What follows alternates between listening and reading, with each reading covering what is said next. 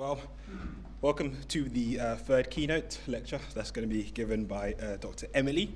So we've had quite a full-on day, as you guys have noticed. We've had new voices in science and religion, a couple of short papers as well, and the Peacock, of course, Student Essay Prize lecture.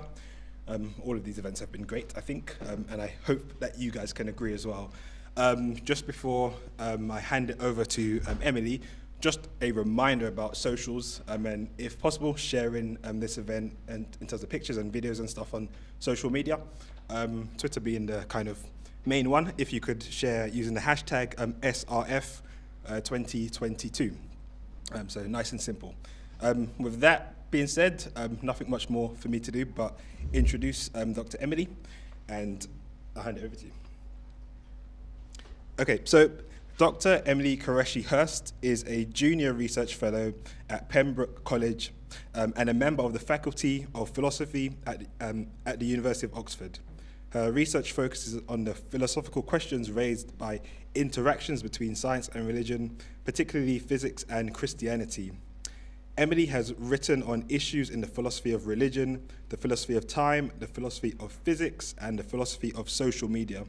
She has also participated in cross-disciplinary collaborations with scholars from philosophy, theology, and physics. Emily also teaches a range of topics in both philosophy and theology at the undergraduate and graduate level at the University of Oxford. And Dr. Emily's title is called The Many Worries of Many Worlds, Exploring Some Implications of Everettian, I think I got that right, okay, quantum mechanics. So over to you. Thank you. So I just want to say thank you to the Science and Religion Forum for inviting me to speak today, and also thank you to all of you for coming. I'm really delighted to be here. So my talk today is on my current postdoctoral research project, which I'm carrying out at Pembroke College, University of Oxford, and this is within the Religion and the Frontier Challenges research programme.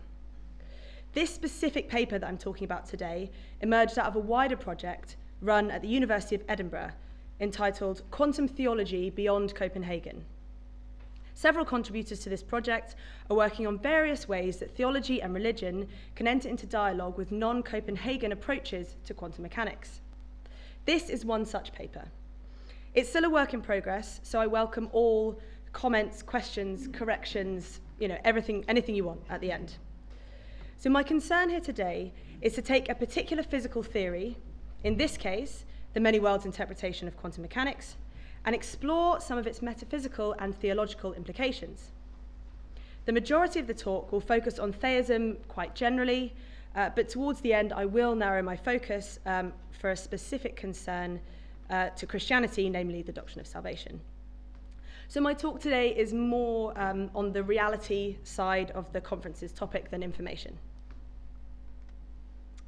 My aim today is not to argue for a particular interpretation of quantum mechanics. Rather, I want to be a bit more exploratory and examine what many worlds might mean for the philosophical foundations of the theistic worldview. As you may have already gathered from my title, I will be arguing that many worlds raises some significant worries for theism, and specifically Christianity, which require attention. There are, I'm sure, many more worries for theism that stem from many worlds. My focus today will be on the following. 1, personal identity. 2, the problem of evil. And 3, the doctrine of salvation. So I want to begin by saying a little bit about how quantum mechanics is typically featured in science and religion discourse. Science and religion discourse on quantum mechanics has been utterly dominated by the Copenhagen interpretation, championed by Niels Bohr and Werner Heisenberg.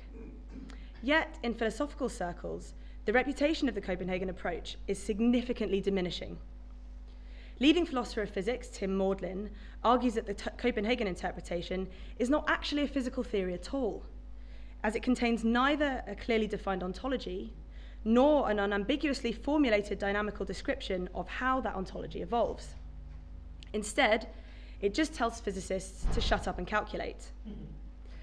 So Maudlin dismisses the Copenhagen approach as a vague recipe whose reputation in the fields of philosophy and physics and quantum foundations is dwindling. And he's not alone in holding this opinion. The landscape of physics has changed significantly since the Copenhagen interpretation's heyday in the middle of the last century. For this reason, I argue it's time to expand science and religion's horizons a little and focus our attention on other leading interpretations. So the Everett interpretation, in my view, is a perfect candidate, as its implications have the potential to radically reconceptualize both our understanding of reality and our understanding of our place within that reality. So, what is Everettian quantum mechanics? What we now call the many worlds interpretation was introduced by Hugh Everett III in his PhD dissertation written at Princeton in the 1950s. Philosopher of physics and passionate Everettian David Wallace writes that Everettian quantum mechanics is really both a many worlds and a many minds theory, in the sense that it entails that there are a great many versions of us living in surroundings much like my own and interacting with other versions of yourself elsewhere in physical reality. The other worlds and their inhabitants are not abstracta or fictions or mere unrealized possibilities. If Everettian quantum mechanics is true, they are as real as you, I, and our mutual surroundings. So what does this really look like? Well, to answer that, we need to understand exactly how these many worlds come about. Everett's theory, in a nutshell, is this. There is a wave function of the universe, and this wave function obeys the Schrödinger equation. At a measurement event, and perhaps in all instances of decoherence, each outcome in the possible range of outcomes obtains. They obtain, however, in different parts of the wave function that cease to interact with each other. As Everett explains, from the viewpoint of the theory, all elements of the superposition, or branches, are actual, none any more real than the rest. The total lack of effect of one branch on another also implies that no observer will ever be aware of any splitting process. The worlds posited by Everettian quantum mechanics are as real as our own world. What this means is that their inhabitants are just as real as us. In fact, these worlds contain people just like us. Wallace identifies two parts in the many worlds interpretation. First, it claims that the universe can be veridically represented by a unitary evolving quantum state. Second, it claims that a realist interpretation leads to a multiplicity of approximately classical, approximately non-interacting regions, which look very much like the classical world. Though, on first blush, it seems highly radical and unparsimonious in the extreme, proponents of Everettian quantum mechanics argue instead that it's actually the most simple interpretation of the formalism. Far from multiplying entities unnecessarily, many worlds actually takes the quantum equations as mapping the real state of the world without adding any further postulates, hidden variables, or collapse mechanisms. So in this way, they argue that it's actually the most mathematically simple interpretation available. The metaphysical interpretations of many worlds are undoubtedly extensive, although there is still a very healthy amount of disagreement about precisely what they are. Unfortunately, these disputes can't be covered in a single paper, and even less so a paper about many worlds implications and not really its hermeneutics. However, it is worth me briefly stating two different ways of interpreting Everett that I encountered in the literature, and identifying which one I'll be focusing on today. One way is to hold that, at a measurement event, the universe splits or branches, leading to two or more worlds in which each possible outcome obtains. This branching is understood as fundamental, i.e. taking place at the most basic, irreducible level of reality. This view is sometimes called the radical view, and it's perhaps the original reading of Everett, held notably but not exclusively by figures such as David Deutsch and Bryce DeWitt. Another option, defended in recent years by David Wallace, Simon Saunders, and others, is to claim that whilst worlds can be understood as branching, this branching isn't actually fundamental. Rather, the worlds are patterns in one universal quantum state that emerge as a result of its component parts becoming entangled with one another. Critical to understanding this view is the notion of decoherence.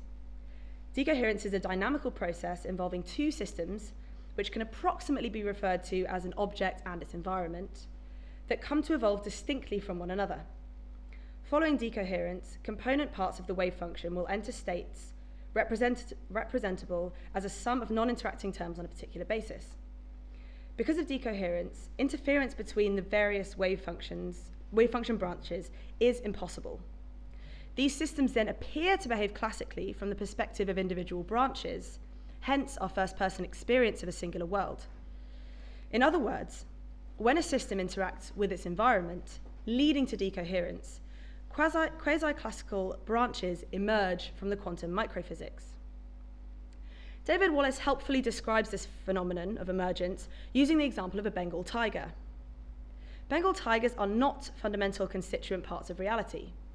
They are comprised of fundamental particles, themselves basic features of reality, but the Bengal tiger itself is a pattern that emerges at higher levels of description. It is a very real pattern, but it is an emergent one, nonetheless. Putting it in other words, Bengal tigers are entities whose physical form, biological functionality, and behavior cannot be explained using only the standard model of particle physics. They are patterns that emerge at a macro level of description, and their behavior cannot be described without macro-level linguistic apparatus. Whilst Bengal tigers are not independent of microphysical processes, nor are they explainable purely in terms of them. Similarly, the many worlds are non-fundamental, but concretely real, patterns or structures that emerge macroscopically out of the evolving quantum state. This view is sometimes called the conservative view, as it's not committed to the more radical claim that splitting is a fundamental physical process. So, we do still get many worlds on this second view, but the worlds aren't fundamental.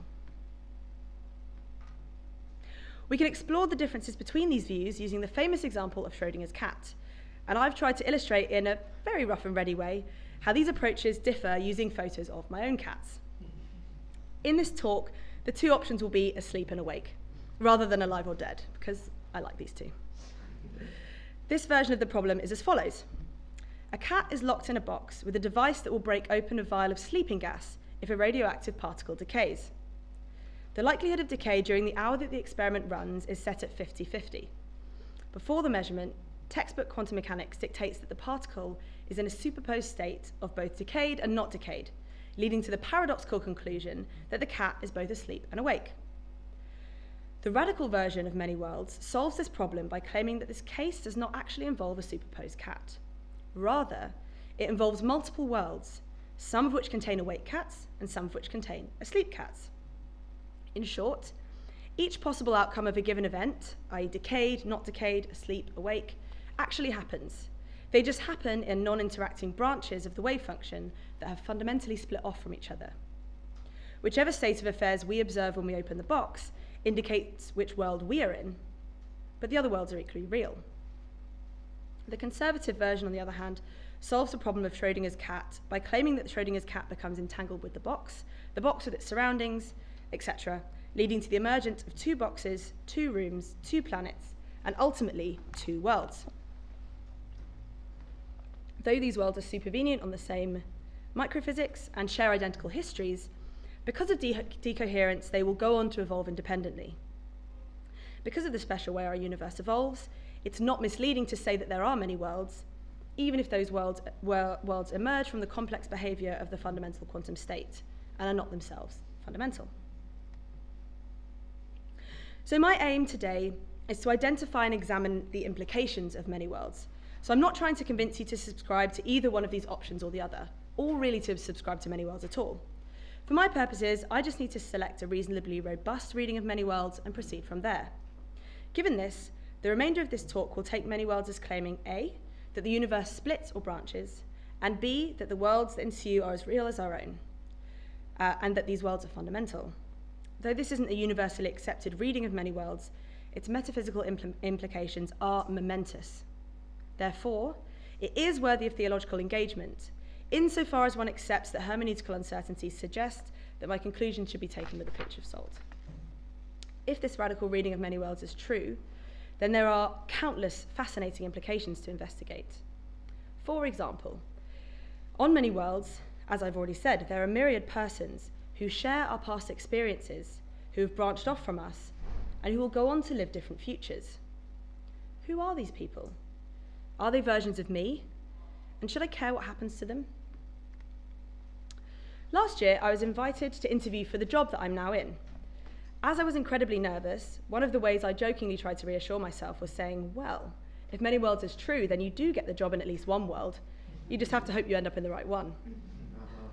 Yet, in reality, of course, I wouldn't find it reassuring to think that there's another version of me out there who got the job if the me in this world didn't. From my perspective, that person certainly doesn't feel like me. Their future will deviate significantly from mine, and our paths will never cross again. Whether we have a shared past seems pretty irrelevant. On the face of it, I really have no reason to care what happens to her once our paths diverge. In fact, I may not even be any of these future persons if I, myself, cannot survive branching. To shed light on these puzzles, I want to turn to the philosophical literature on the persistence of personal identity through time. Almost all human persons have the intuition that we continue existing through time. Though we might colloquially say, "Oh, I was a different person back then," or "I'll be a new woman moving forward," we do not really mean to say in any serious, substantial, or metaphysically meaningful sense that the person we were in the past, or will be in the future, is a qualitatively different human being than the person we are now. Without the belief that personal identity persists through time, such things as punishment for past crimes, property law, and reconnecting with an old friend wouldn't make sense. Because this is such a deeply held intuition, it's received a substantial amount of philosophical attention, spanning all the way back to the ancient philosophers. There are several proposals for what constitutes one's continued existence through time, also called the persistence conditions of transtemporal identity. The most popular are psychological continuity views and brute physical relation views. The former holds that an individual's identity, and therefore their continued existence, depends on some form of psychological continuity. This may be continuity of first-person memory, continuity of conscious experience, or some other psychological characteristic. Psychological continuity views preserve the intuition that we would survive if our consciousness were uploaded to a computer, or if we woke up in a different body, but seem incompatible with the claim that I was ever a fetus, or could ever enter into a persistent vegetative state, as neither of these involve consciousness in any recognizable sense. Brute physical relation views, on the other hand, propose physical persistence conditions. For example, an individual continues to exist if their body exists, and their existence can be traced back to each stage of their development, including prenatal. Generally, physicalist views claim that we are biological organisms, and our identity is inextricably bound up with our bodies. Whilst physical views can comfortably accommodate the intuition that I was once a fetus, they are far less compatible with the idea that a person could continue to exist in some futuristic setting in which their consciousness was separated from their body and their body destroyed. So, on the psychological continuity view, a baby and an old man are numerically identical, namely they are the same person, if and only if they are directly or indirectly psychologically continuous. This might mean the old man remembering being the child, or it could mean him remembering some previous stage of his life, and these stages being linked to prior stages by chains of memories. So the old man is the same person as the baby, even if the old man doesn't remember being the baby, as I'm guessing none of us do. On the physical or animalist view, however, the baby and the old man are the same person if and only if they have bodily continuity. This basically means that the body that was once a baby has become the body of the old man, even if there are no exact cells from the baby's body in the old man's body. The baby and the old man are different developmental stages of the same human animal. So these two views are the primary contenders for the persistence conditions of transtemporal identity, although there are, of course, lots of others as well. So one way that personal identity and persistence conditions are explored in the literature is through thought experiments. These tend to ask whether identity would be preserved in a range of scenarios where various characteristics are altered or removed. One such set of cases is known in the literature as fission cases. Fission cases are concerned with whether a person's identity could be preserved after splitting into two or more persons.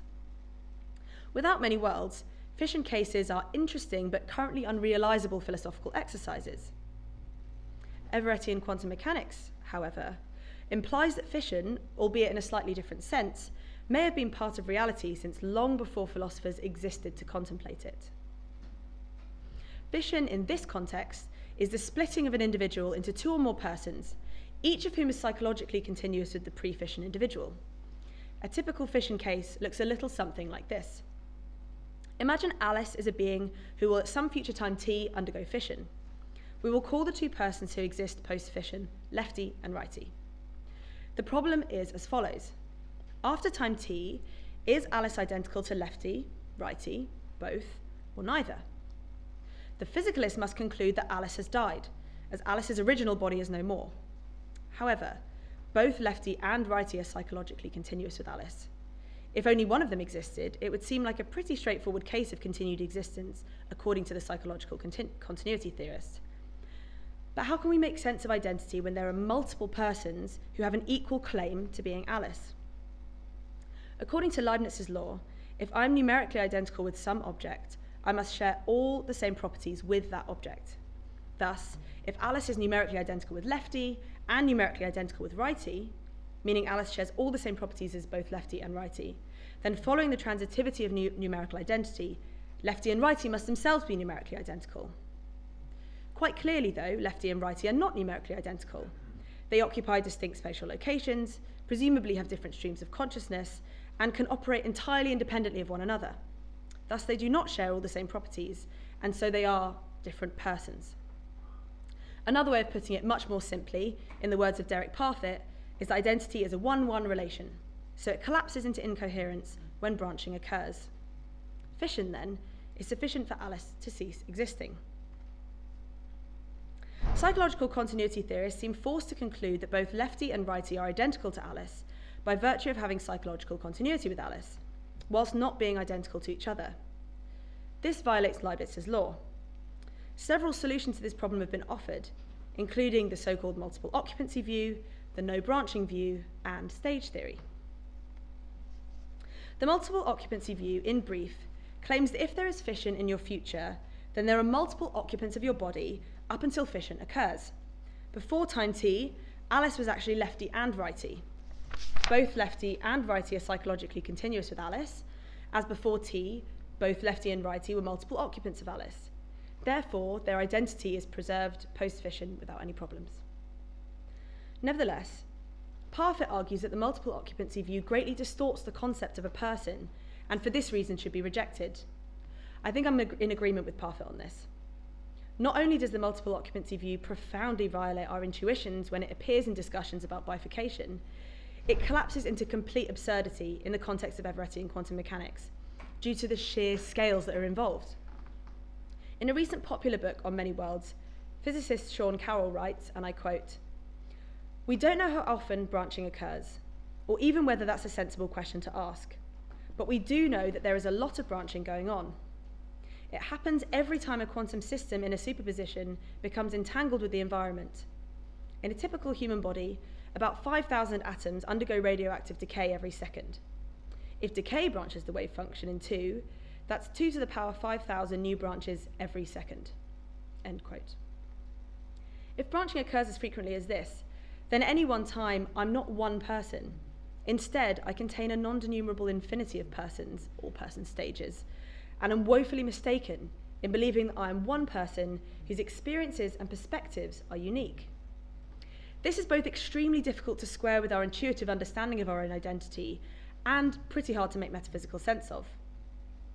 Claiming that at each moment of our lives we contain perhaps an infinite number of overlapping persons who share our thoughts and experiences stretches our reasonable, common sense understanding of identity, in my view, beyond breaking point. At least for the theist, and perhaps for the philosopher too, our intuitive understanding of personal identity as a 1-1 relation between individuals and themselves, and not a 1-many relation between an apparent individual and a non-denumerable infinity of persons or person stages. Moreover, we should not need to abandon the idea that I is a meaningful word by which we can, with certainty, refer to ourselves and only ourselves. Happily, the alternative no-branching view avoids these problems of overpopulation and self-referential uncertainty. Rather more unhappily, however, it implies that each time branching occurs, we cease to exist. The no-branching view holds that Alice's continued existence depends on future persons' psychological continuity with her, and the added caveat that no other being is psychologically continuous with her. Therefore, the no-branching view claims that before T, Alice exists, and after T, Alice has ceased to exist. Instead, Lefty and Righty have come into existence. If just Righty had come into existence, sharing psychological continuity with Alice, then Righty would constitute the continued existence of Alice. But once Lefty is introduced, Alice has ceased to exist, as an individual cannot survive a branching event. In short, fission is death. On this view, the post-split persons are not Alice. They are new persons who have stepped fresh into existence as she was destroyed by the splitting of worlds. Yet this too feels totally alien to our intuitive understanding of our own identity. In fact, it leads to the conclusion that the 6-year-old child I remember being is not me and is dead. Though I'm psychologically continuous with the child, she has not survived the many branching events that have occurred in the 20 years that divides us. Moreover, the no-branching view holds that each person with whom I'm psychologically continuous with only exists for a very short time. If many worlds turns out to be true, then on this view at least, I'm not the same philosopher who started giving this talk, despite the fact that I remember the beginning of it, and I feel like I've been giving it the whole time. If many worlds is true, and we want to retain some semblance of the concept of personal identity, then, in my view, the no-branching criterion must be either significantly amended or just rejected. Philosopher Paul Tappenden's solution to the problem of fission, in a specifically Everettian context, is to adopt the stage view of personal identity, initially developed by Theodore Sider. The stage view claims that persons are stages, and importantly, a given individual contains maximally one person stage at any time. Therefore, any utterance at a time has a token, which is associated with the unique body, itself a stage, which is the body of the person at that time. So stage theory claims that each individual contains at most one person stage at any one time. Future branches contain future counterparts to Alice, who share Alice's history, but these new person stages are individuals in their own right. This view is sort of similar to produrantism, whereby persons are comprised of temporal parts, and are thus never wholly present at any moment of their lives.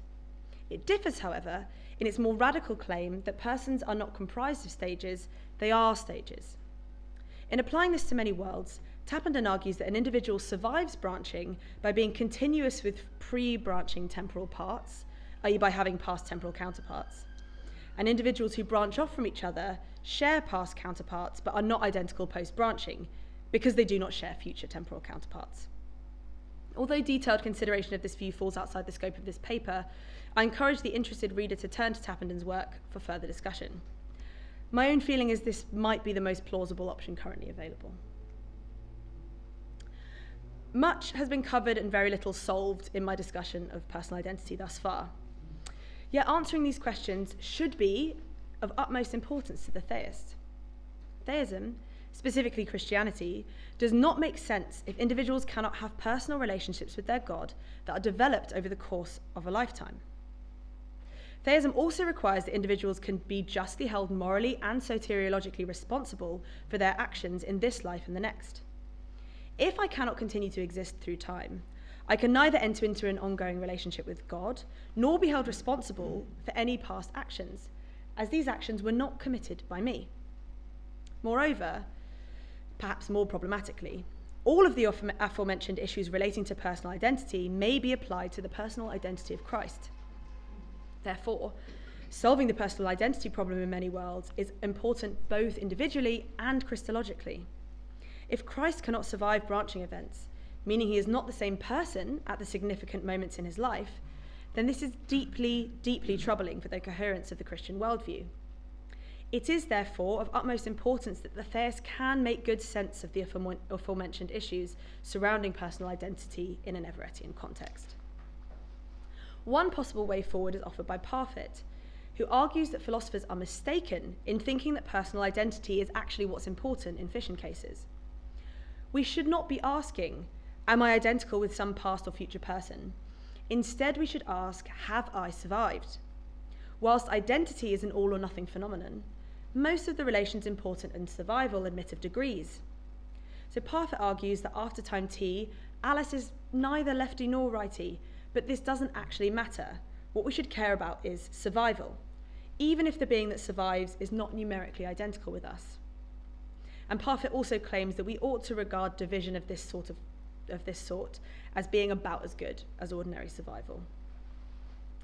If we accept Parfit's view then we need not worry about fission cases in many worlds or otherwise, as the relation of Alice to lefty and righty contains all that matters in any ordinary case of survival.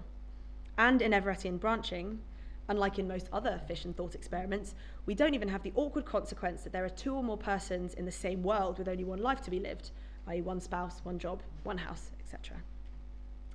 Tappendon's view also preserves our intuition that identity is singular and self-referentially non-arbitrary.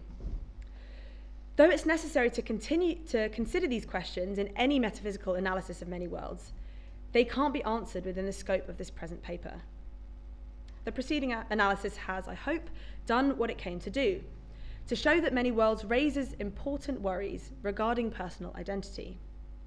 As for the solution, I want to leave it open as we move forward to continue to consider how identity and multiplicity in Everettian quantum mechanics might shape our understanding of particular theological issues. And I also welcome any comments on these issues at the end. In whatever way one answers the identity question, it is the case that on many worlds, the many individuals with whom we share a past but not a future, i.e. the many versions of us, exist. Presumably, when worlds diverge and evolve in time, both the worlds and their inhabitants end up looking rather different to those worlds from which they separated in the distant past. If there are many Emilys, each living out possible iterations of my life, then it must be the case that there is at least one Emily living the worst possible life it's possible for me to live. And there are likely to be many Emilys living very, very bad lives. Surely this will matter to an all-loving creator God, if such a being exists. This worry with many worlds pertains to the age-old problem of evil, i.e. the problem posed by evil and suffering to the existence of a creator God who knows, sees, and can prevent evil, but manifestly allows it in at least some instances. In extremely broad brushstrokes, the problem of, or argument from evil, holds that evil and suffering presents a significant challenge to the existence of God, insofar as that God is held to be omnipotent, i.e. all-powerful, omniscient, i.e. all-knowing, and perfectly good. Evil and the suffering it causes tends to be delineated into natural evils that occur as the result of natural processes, such as earthquakes, and moral evils that occur as a direct result of human agency, such as murder. The argument comes in various forms, most commonly divided in accordance with whether the argument is deductive or inductive. In the former case, if the premises are true, then the conclusion must be true. In the latter case, the truth of the premises increases the likelihood or increases the evidential basis of the conclusion. These two tend to be referred to as the logical and the evidential problems of evil, respectively. So my focus today will be on the evidential problem of evil, as it's generally agreed that the logical problem of evil is fairly easily refuted. Nevertheless, the evidential argument does remain a highly credible alternative. It uses some or all of the following. 1, particular instances of evil and suffering. 2, particular distributions of evil and suffering. Or 3, the sheer amount of it, as evidence in favour of the atheistic position. With regards to 1, philosopher of religion William Rowe gives the striking example of a baby deer trapped in a forest fire that lays in agony for days before finally succumbing to death. The deer's suffering seems to serve no greater purpose. It's a classic example of the intense, ubiquitous, and banal suffering in nature. As the theist maintains that the natural world was created by God, suffering in nature is often used as evidence against a perfectly good creator. Moreover, one might argue along line 2, that many innocent individuals endure debilitating diseases, while others sail through life with perfect health. This can be used as evidence that God is either callous or absent. Finally, with regards to 3, one might simply state that the world contains so much suffering that any positive evidence for God is dwarfed by comparison. Examples of this include genocide, child abuse, nuclear and chemical weapons, natural disasters, the list goes on. Though the logical problem is easily defused, the evidential problem continues to raise serious concerns for the viability of theism, in my view. In this portion of the talk, I will argue that many worlds raises both a new and an enlarged problem of evil. The enlarged version involves claims about the significantly larger amount of evil in the Everettian multiverse. And the new version of the problem is that God chose laws of physics, if many worlds is true, that entail certain types of suffering that seem contingent on other universe models and necessary on many worlds. I will begin with the enlarged version. This is best explored in dialogue with Marilyn McCord Adams and Stuart Sutherland. In their paper, Horrendous Evils in the Goodness of God, Adams and Sutherland offer insights that help to illuminate exactly how many worlds exacerbates the problem of evil. They identify a particular class of evils, which they call horrendous evils, whose existence raises the most significant objections to the existence of the God of classical theism. Horrendous evils are, and I quote, evils, the participation in, i.e. the doing or suffering of, which gives one reason prima facie to doubt whether one's life could, given their inclusion in it, be a great good to one on the whole. Such reasonable doubt arises because it's so difficult humanly to conceive how such evils could be overcome. End quote. Adams and Sutherland suggest several examples of horrendous evils. The most important feature of this class of evils is that they make one's life seem as though it wasn't worth living. Many solutions have been suggested to avoid the problem of evil, but Adams and Sutherland argue that these standard responses fail in the face of horrendous evils, as they tend to be both generic and global answers to what are deeply individual problems. A theist may receive comfort from the abstract idea that evil is not God's fault, as it's a result of human freedom, or evil facilitates the developmental process towards spiritual maturity, or, on balance, that there is more good than evil. But this is pretty unlikely to soothe the pain of a mother whose child has been abducted, abused, and murdered, or the survivor of a long and brutal torture.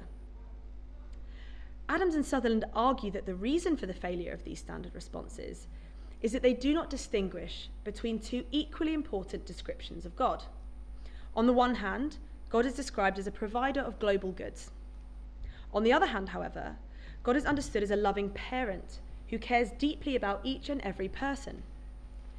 Generic, global solutions that paint a broad brush picture of God as a being who creates a world which, on balance, contains more good than evil, fail to comfort those who experience such deep suffering that their life to them isn't worth living. Although the free will defense is often used as an explanation for moral evil, it's often cruel beyond measure to apply it to specific cases. It simply won't do. Why? Because global solutions do not always work for individual problems. Those individuals need a solution grounded in the latter description of God as a loving parent who cares about them both individually and intimately. This comes to a head when considering the ways in which many worlds specifically enlarges the problem of evil. An optimistic theologian might wish to turn my concerns on their head. They might argue that although there is much more suffering in the many worlds interpretation of quantum mechanics, there is a correspondingly greater amount of good. For every suffering version of me, there's at least one living the best version of my life, and countless more living very, very good ones. On balance, then, the distribution of good to evil is not so unlike the world described by non-Everettian physics, and the problem of evil isn't that different post-Everett to how it was before. Now, I want to argue that such a response fails for exactly the reasons that Adams and Sutherland provide. God is not only a provider of global goods. God is also supposed to be a parent, loving each and every one of us. As a provider of global goods, one might see how God could choose a design that vastly increases the number of persons who are able to enjoy virtuous, joyful, and fulfilling lives. Yet as a parent who loves each individual creature, it seems to me inconceivable that God would create a reality in which at least one version of every single person is living the worst iteration of their life possible. Any argument regarding a global distribution of goods and evils frankly ignores the plight of those individual persons who suffer most greatly, recognizing only one aspect of the divine nature. The suffering of each individual should be something worth avoiding, not the necessary price to pay for happiness or goodness afforded to others. Joy and suffering are not morally equal. If forced to choose between curtailing the joy, pleasure, or happiness of one person to stop some other person's suffering, our moral intuitions tell us quite wholeheartedly that stopping the suffering must take precedence. As such, the benefits that befall some versions of me in the Everettian multiverse are vastly outweighed by the price that others would have to pay. Thus, in my view, many worlds significantly enlarges the problem of evil. It is the case, however, that our observable world already contains an inordinate amount of suffering. One might very reasonably claim that whilst the problem of evil is certainly enlarged on many worlds, we already have a rather large problem to contend with. Perhaps actually Everettianism does little to reshape the contours of this ancient and persistent debate. Well, I also want to argue that many worlds raises the problem of evil in a new way.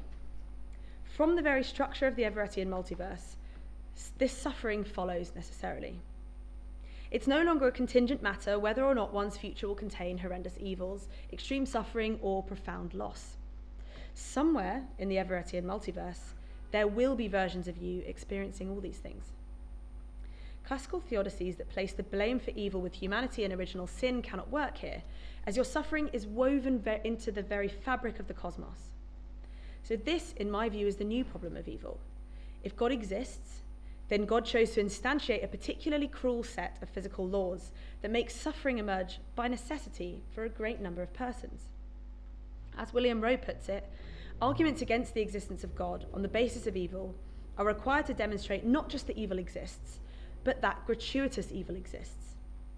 Essentially, atheism is likely true if there are instances of intense suffering which an omnipotent, omniscient being could have prevented without thereby losing some greater good or permitting some evil equally bad or worse. Such evil is good evidence against the existence of an omniscient, omnipotent, and perfectly good creator God. So I argue that many worlds does contain intense, gratuitous suffering. It seems reasonable to claim that there are other possible worlds that an omnipotent God could have created, which do not involve a multiplicity of branching events or the multiplication of individuals, perhaps ad infinitum. At the very least, the existence of the many other interpretations of quantum mechanics, and surely the possibility of many alternative physical theories that an omnipotent God could have created, give good reason to suppose that God was not restricted to only one physical blueprint for creation. In choosing many worlds, God constructed a universe in which countless versions of me exist, many of whom are necessarily suffering greatly. Presumably, an omnipotent God could have created an entirely different set of physical laws, a different cosmos, different universe, that avoided this problem altogether. Following the nomenclature of Robert Russell, this line of argument concerns cosmic theodicies. These are arguments from and responses to evil that concern the laws and cosmological structure of the universe. Russell argues that those who deny divine responsibility for evils that follow directly from the physical laws elevate the problem of evil to one of cosmology. According to Russell, this response fails for those who claim that God is truly omnipotent. God, as an omnipotent creator, must have had radically free choice over the fundamentals of nature, including the laws of quantum physics. Thus, an omnipotent God could have created another type of universe altogether, in which the cruelties of our own universe could, perhaps should have been avoided. Cosmic theodicies do not actually solve any problems. Instead, they push those problems back one step. Though God may not be directly responsible for individual instances of suffering, God is indirectly responsible insofar as God created the features of the universe which cause that suffering. God could abdicate responsibility for the suffering of those specific persons who suffer most greatly, as their suffering is due in part to the branching of the wave function and not to divine intervention. Nevertheless, God does bear indirect responsibility for instantiating a set of physical laws that renders the suffering of some versions of each and every one of us, although it is initially arbitrary which ones, inevitable. If any theist contests this, concluding instead that many worlds is the best of all possible worlds, following Leibniz, or that the universe contains necessary disvalues that allow the positive characteristics to emerge, then in my view, the burden of proof is on them. So, to sum up, I've argued in this portion of the talk that the theist must face both a new and an enlarged version of the problem of evil if Everettian quantum mechanics turns out to be correct, and this is something that we should be directing our attention to. We now arrive at the last part of the talk, namely the part concerning salvation. Here, I want to move away from broadly theistic questions to specific Christian doctrine. One of the most important aspects of the Christian doctrine of salvation is that the goal of earthly life is to attain, or at least to begin to attain, salvation. The world is allegedly fallen, and this is something from which humanity requires saving. So far, so good. However, the worry arises when one considers exactly how that salvation is supposed to be obtained. Christian scripture claims that the only way to attain salvation is through Jesus Christ. This raises the problem of epistemic access for individuals who live in places that the Christian message has not yet reached, or those who lived before Jesus was born. I argue that the problem is even greater in an Everettian multiverse, as it's possible, perhaps even probable, that there are branches of the universal wave function which do not include any person named Jesus of Nazareth at all. In a different branch, a slightly different set of events may have led Pontius Pilate to spare Jesus' life, or the fetus that was to become Jesus may have succumbed to a genetic disease of the kind Jim Al-Khalili and John Joe McFadden claim are influenced by quantum processes. Indeed, some branches will have split from this one so far back in the past that their world will be utterly unrecognizable to us.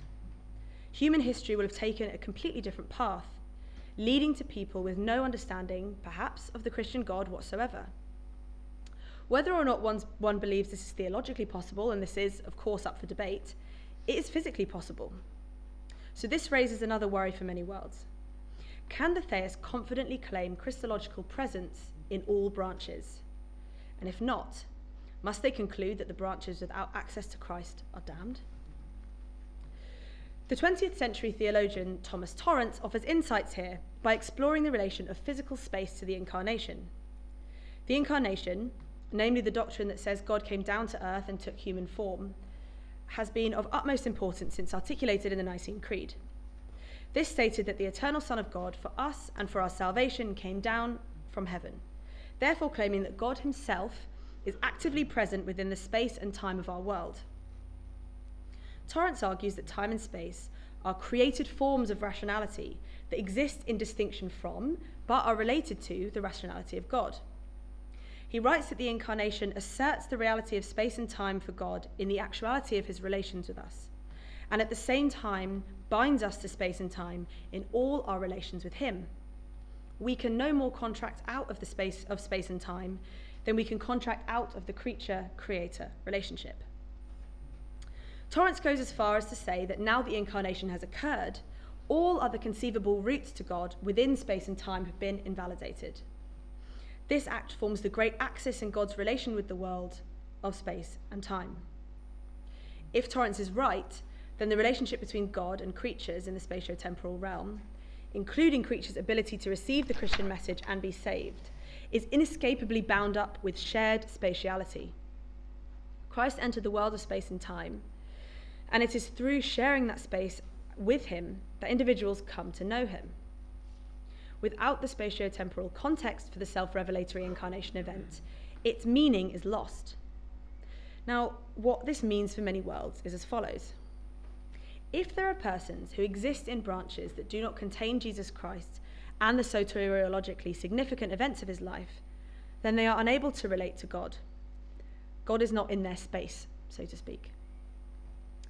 Though Christ can still be claimed to be in creation, he cannot be claimed with certainty to be in all non-interacting branches of that creation, meaning, at the very least, that the Christian message may well be fundamentally epistemically inaccessible to all those who do not share a branch with any version of Christ.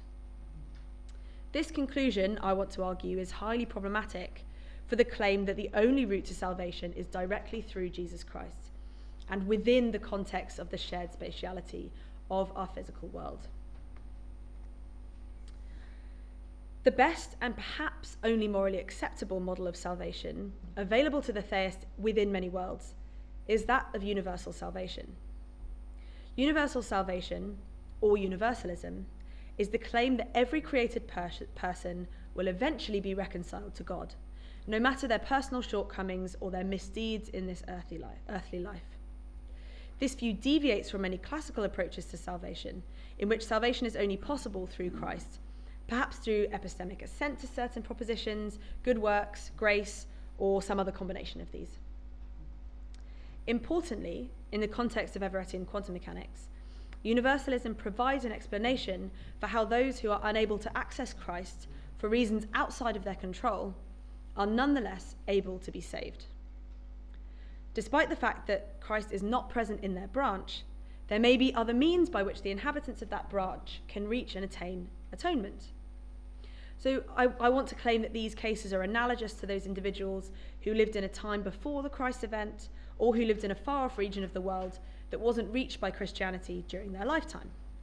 For them, the Christian message was fundamentally inaccessible, and yet it seems deeply immoral to hold them responsible for this, as one's birthplace and birth time is determined by a historico-geographical lottery. Salvation shouldn't be decided on chance alone.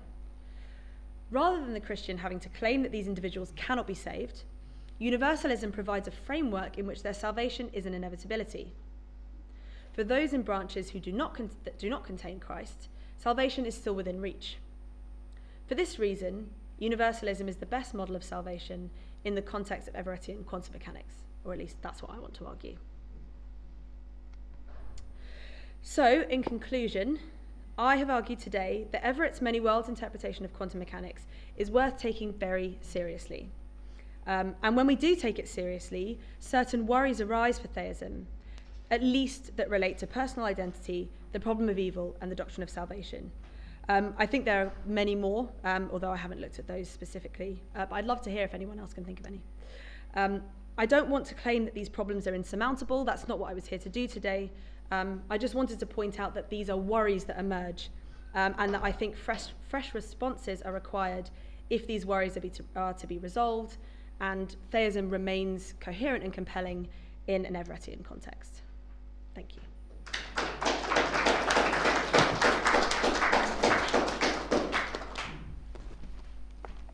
All right.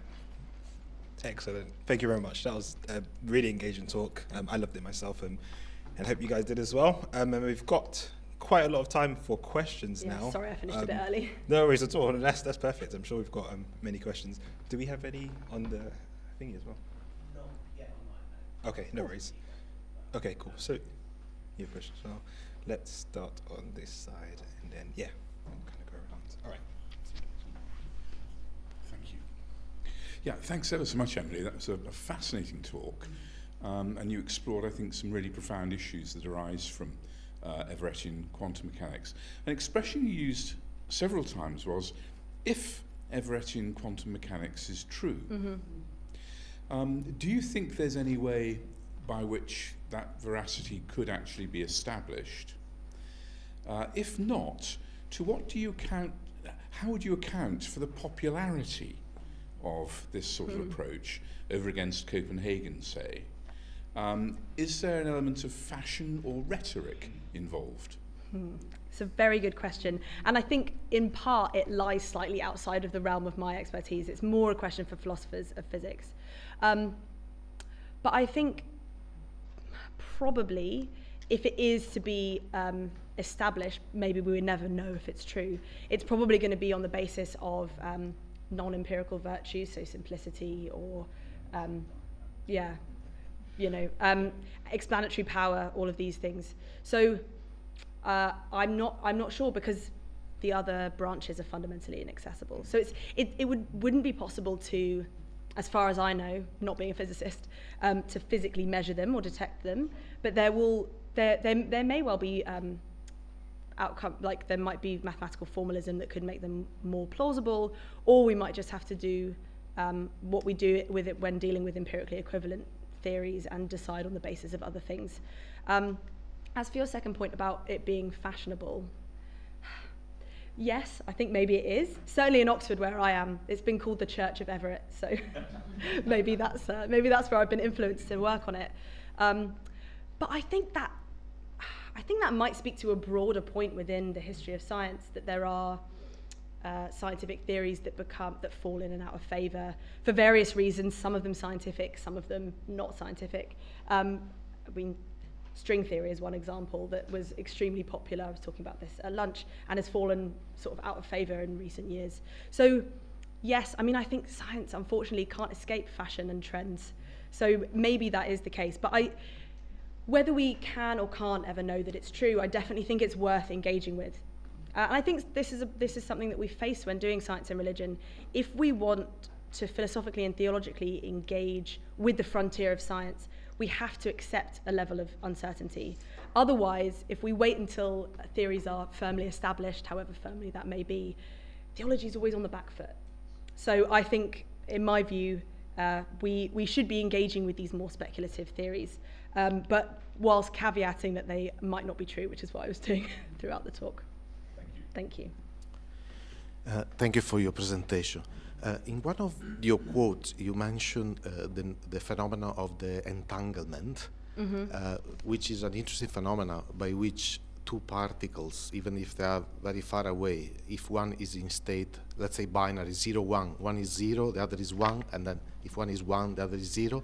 I wonder whether this has some repercussion also for these many worlds, so that one in one world can, you know what I'm saying, can affect the other world. And the second point is, I see this Everettian quantum mechanical worldview risky for Christianity, because we know Revelation, what happened in Revelation in the Bible, right? Adam sin in the garden, some event take place after that moment. So if we think that we are in the multiverse, perhaps Adam would not have been sinning. So you put in doubt also the scriptures. So I wonder what you respond to that, because he could put the Bible at risk, because that's only one world. Yeah. So to your first question about entanglement, again, I think that falls slightly outside of the realm of my expertise, but I think it's a really, really interesting question, and one I haven't actually come across in the literature. So I'd be really interested if there is work on that, because as far as I've read, there isn't any, because of decoherence, there isn't any interaction, or fundamental branching. There isn't interaction between these two, or many branches, but maybe through entanglement there could be, I'm not sure. And as for it being risky for the purposes of Revelation as well, I think that's a really good point, and I would want to add it to the list of the many worries for many worlds. And I think this kind of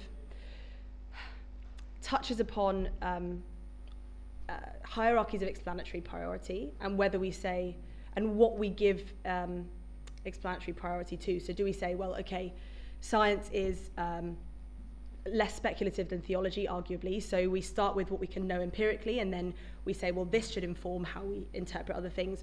Or do we want to say, actually, theological explanation is fundamental, and so if a scientific theory doesn't fit with scripture, then so much the worse for the scientific theory? And I think that probably comes down to your different people's priorities. But I think it's definitely something worth exploring, and that might lead to an answer as to whether you think the worries that are identified are surmountable or not.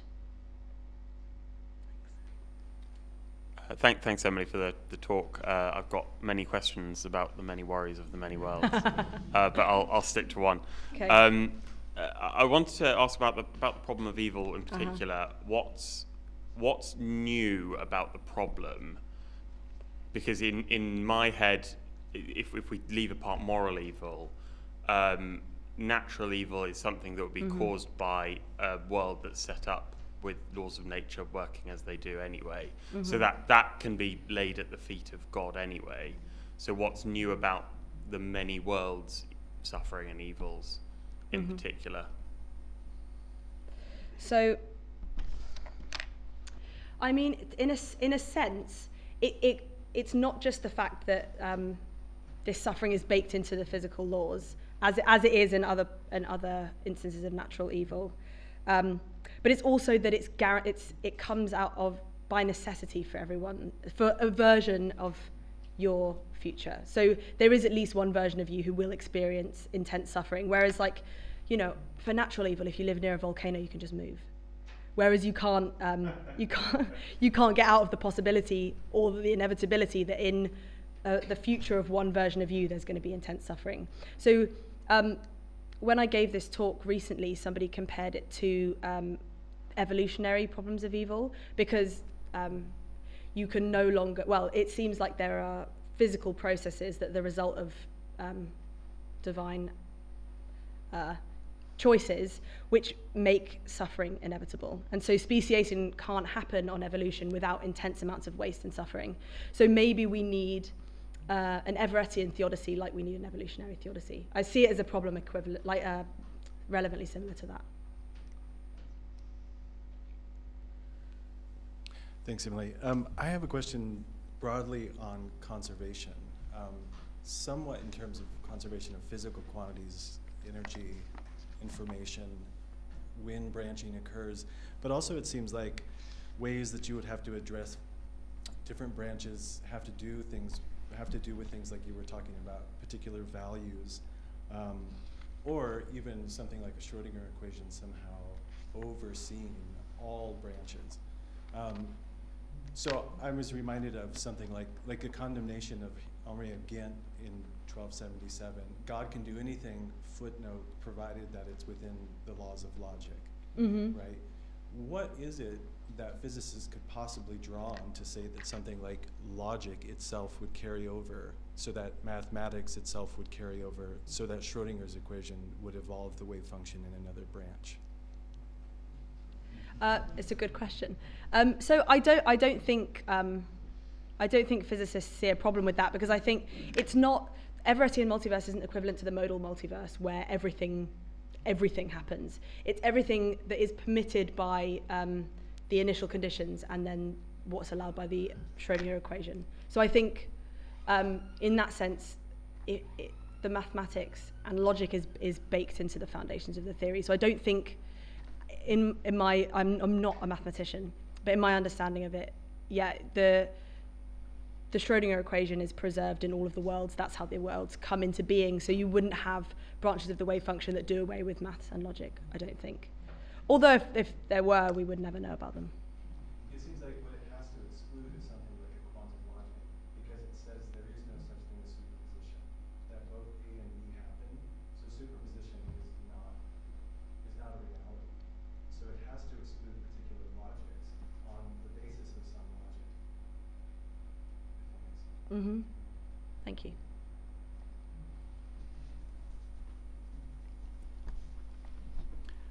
Hi. sorry. My question is similar to the previous one about the countability of evil. I think C.S. Lewis in The Problem of Pain made an example of, if one person has toothache, that's one instance. If many, many people have toothache, the amount of evil hasn't actually increased. It's more tokens, but the same type. So if lefty and righty have the same suffering, has suffering gone up, or is it just the same amount of suffering? So I think the suffering has gone up, because I don't think, I don't agree that it's the same evil and different tokens of it. Because I think really what we're talking about is suffering. And so if there's two individual people suffering, then that is more than one person suffering. And so I don't think it's... But aren't they the same person? Well, According to Leibniz, that's the question. Indiscernibility of identicals. Well, once they've split, they're not. If you want to say they're the same person, that violates Leibniz's law, because they don't occupy the same physical space anymore. They have different properties, so they're not identical. So it depends how you want to answer the personal identity question, which is why I started with a really lengthy spiel on all of the different ways that we can approach it, and didn't offer any solutions, because actually whichever one you prefer might affect the way that you view the problems that follow, i.e. the issues that relate to Christ and the issues that relate to the problem of evil. So it depends. But I think that's also why I wanted to distinguish between the new and the enlarged version, because I think some people just don't accept that there's an enlarged version of the problem of evil, and that's fine, but I think the new problem is harder to get out of. Thank you. Thank you. It just struck me, a naive question. Are we not in the same place as predestination, theologically? Maybe. Certainly for the last two, and predestination feels like I'm a prisoner on a roller coaster as a person, so am I a person? But certainly for the second two, it looks remarkably like predestination theologically. Yeah, I think you could make that argument, because many worlds is a deterministic theory. So yeah, you could make that argument. I guess if you wanted to avoid that, you'd have to come up with some form of compatibilism that would allow our free will to be compatible with the deterministic structures. But I don't know. I don't know if that's possible. Maybe that is another problem. Unless you're a predestination lover, in which case, great. I'm an Arminian as a Methodist.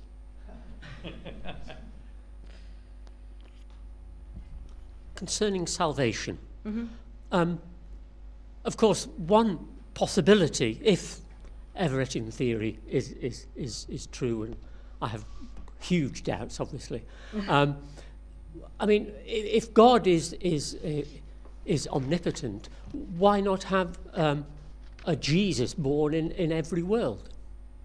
I mean, maybe the same cosmic Christ, just as there may be other Jesuses in other planets in this universe. Yeah, I think that would be one way to overcome the problem, definitely. But it would be something that an additional thing you'd have to bake into your response, which is why I still think it's worth bringing it up as a problem. You'd have to augment your understanding of salvation to say, well, actually, okay, God becomes incarnate in every single branch, and that's a specific event. That's a specific and distinct event in each branch. Thank you.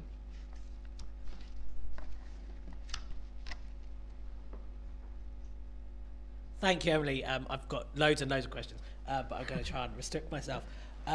Before I have a question, there was something that sprung to mind when you were talking about stages, and an idea of it sort of being an endurantist approach. Predurantist. Yeah, sorry, predurantist approach.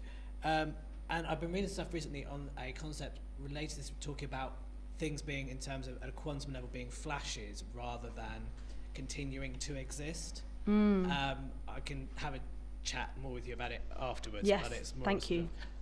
Might be an interesting non-solution, possibly. My question was going to be kind of related to the question of omnipotence, actually, but actually in terms of either an omnipresentist view of God or a pantheistic view of God. If we're saying that God exists everywhere in the initial instance of creation, does that not mean that God continues to exist everywhere at each time the universe branches? Yes. Yeah, I would say so. I think that would be a solution, if you're happy to adopt pantheism or panentheism. But in that case, I would then say potentially you would then have to have a Christ or salvific event in every world that branches. Or at least every world that has beings capable of attaining salvation. Yeah. So if it was just microbes, I don't know, maybe we have microbe salvation, I don't know. Getting into animal salvation then, aren't we? So. I want to say that some animals probably can, but maybe not microbes. I don't know. Okay, thank you, that's my question.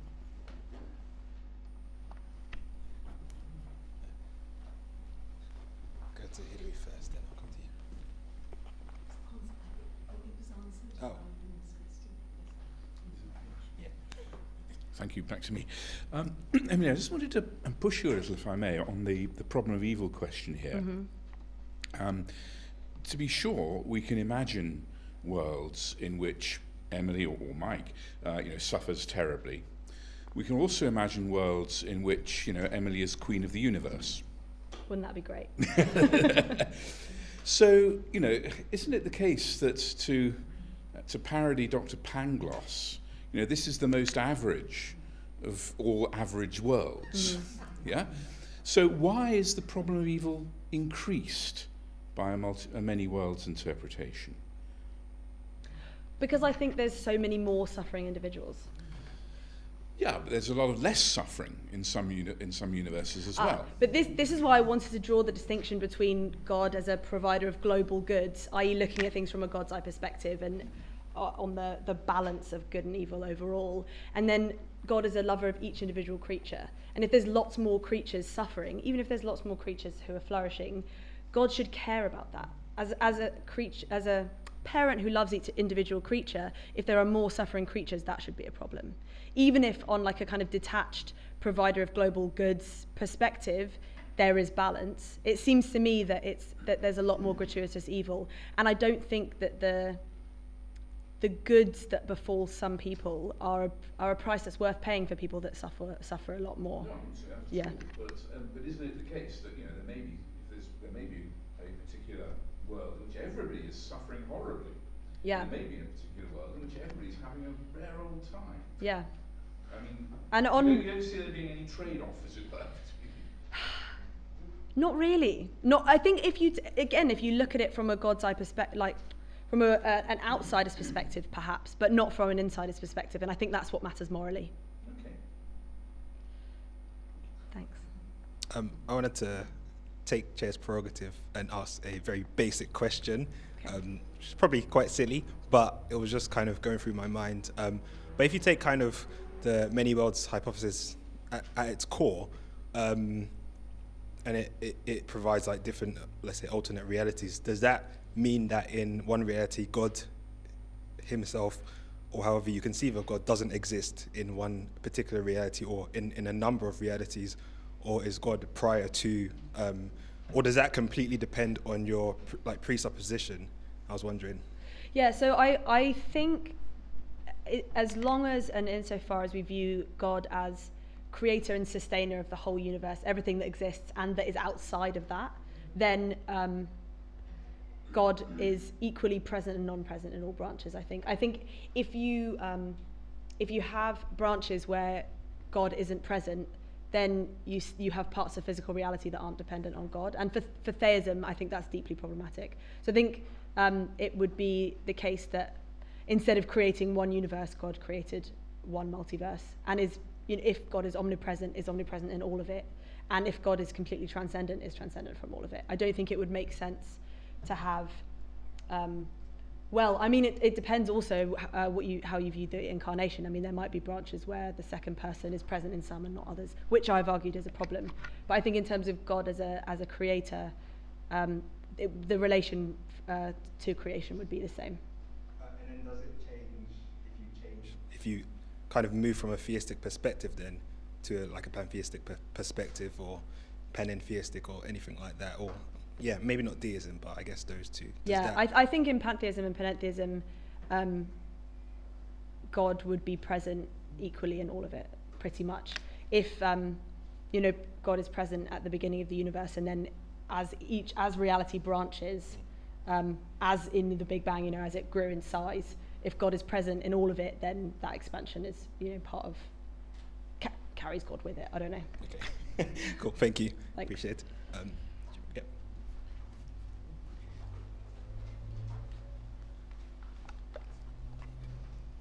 Thank you.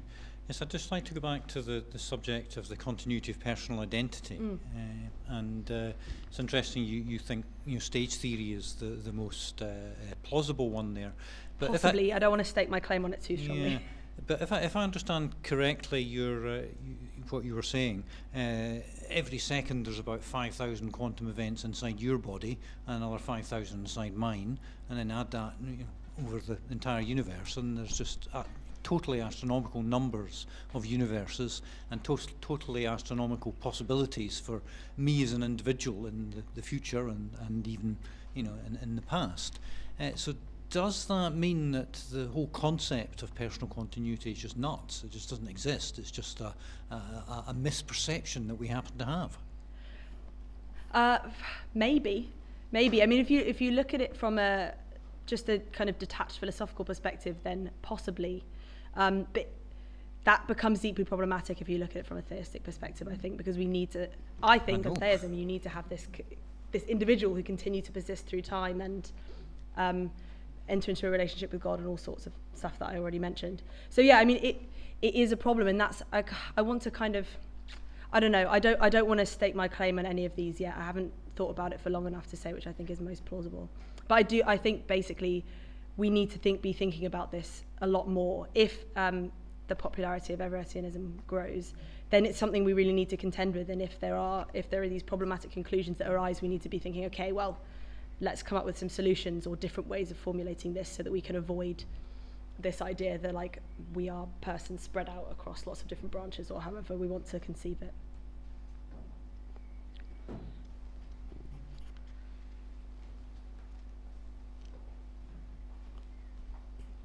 It's me again. I was just thinking about the idea of coming back to salvation as well. I just wondered your thoughts in terms of salvation, and I suppose it comes back to what you were saying about it depends how you answer the personal identity problem, right? But how does salvation work if, I don't know, part of me has split off and become the most evil version of me, and part of me is still here doing the best I can do? Like, do I end up partially saved, which feels incredibly problematic? Yeah. Or is my goodness in this branch counteracted by my evilness? I don't know. I don't think, I'm not going for an easy answer. I just wondered your thoughts on how I suppose how salvation might work if me is dividing. Yeah, I think that's a really, really good question, and I don't have an answer. But I think there is a parallel problem which I've talked about before. If we view reality as comprised of a block universe, so then you have, whether or not you're spread out over branches, you have past parts of yourself that exist in this block universe that are fallen and have done terrible things. And then even if you go on to be the most redeemed person possible, those parts of you still exist, and there's no way to say that you have objectively changed from one to the other. So I think that this, in a way, is a bit of a parallel problem, that there are fallen aspects of you and saved aspects of you, and, you know, what do we do with that? I don't know. It's a good question. I think I can probably go for one more. You can ask me at the pub later if you haven't got to ask one. That's a good point, yeah. Further questions later on. Okay, yep, let's do one more. Can just go back to the evil stuff, but kind of Multiverse 101 really. How, if energy is limited, then how does the multiverse work with branching, needing the whole new world that your lefty or your righty is part of, which presumably needs the creation of. Does everything? So would we all go with you? Would we be branched as well if you're branched right now? How does matter then? Because if you want to say there's more evil, then there has to be more matter. Yep. And if there's 5,000 quantum events happening in any moment or whatever, then that's 5,000 new universes that are being branched off each moment. How does that work with matter and so on? So I don't think I agree with you that for there to be more evil, there has to be more matter, because I think the evil that we're talking about is subjective experience, and whether or not we want to say that that's tied to matter is an open question. But in terms of new worlds coming into being, I think the way that Everettians describe it is that that new worlds come into being, but each world becomes thinner, so that the total amount of reality is the same. I think that's how they solve it. But then that could be the answer for evil, couldn't it? That actually evil becomes thinner. So you don't actually have a replication of evil. That's the point, because you're saying more people are suffering, but perhaps they're suffering more thinly. Which then could be, something that Niels was saying about the distribution, God being the distributor of love. That actually that multiverse theory may thin out evil. Perhaps. I don't know, but I think I'll have to think more about the relationship between that thinning and whether or not that thins the experience of evil or not. But that's a really interesting point. Good place to end. Thinner suffering would feel the same for a thinner person, would it? Probably would. Okay, I think that's all we have time for. You kind of went for a pummeling there, I think, but in a good way. It's always nice to kind of be be challenged in terms of your talk and stuff. So I think all that's left to do is give another round of applause to Dr. Emily Qureshi-Hurst.